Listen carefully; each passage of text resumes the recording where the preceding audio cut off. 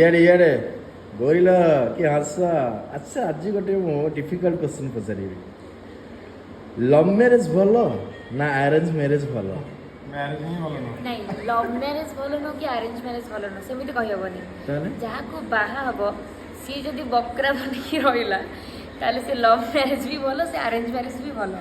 କିନ୍ତୁ ଯଦି ସେ ଟୋକା ତୁମ ଉପରେ ଚଢ଼ା ବାହାରିଲା ତାହେଲେ କୌଣସିଟା ଭଲ ନୁହଁ। ସେମ୍ କ୍ୱେଶ୍ଚିନ୍ ହବ ଆପଣଙ୍କୁ, ଲଭ୍ ମ୍ୟାରେଜ ଭଲ ନା ଆରେଞ୍ଜ ମ୍ୟାରେଜ ଭଲ? ଦୁଇଟି କଥା କହିବି ମୁଁ। ଲଭ୍ ମ୍ୟାରେଜ ଭଲ, କିନ୍ତୁ ନେଇ ଆଣିକି ଥୋଇ ପାରିବା ହେଉଛି ବଡ଼ କଥା। ଆଚ୍ଛା ଆରେଞ୍ଜ ମ୍ୟାରେଜ ବି ଭଲ, ତାକୁ ବି ନେଇ ଆଣିକି ଥୋଇ ପାରିଲେ ଭଲ ହେବ। ଏତିକି ଫରକ। ଆଉ ଗୋଟେ କଥା କହିବି, ଏତିକି ଫରକ, ଯେଉଁ ଲଭ୍ ମ୍ୟାରେଜ ଗୋଟେ ନାଁ ଦିଆହେଇନି ଲଭ୍ ମ୍ୟାରେଜ ଆରେଞ୍ଜ ମ୍ୟାରେଜ।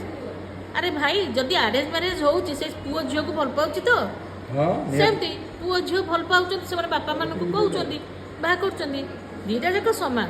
ଏଇଆ ଦୁଇ ପରିବାରକୁ ଖାପ ଖୁଆଇକି ଚଳିବାର ଉଚିତ, ସେତିକି ଦରକାର। ଓକେ ଅପା ଓକେ।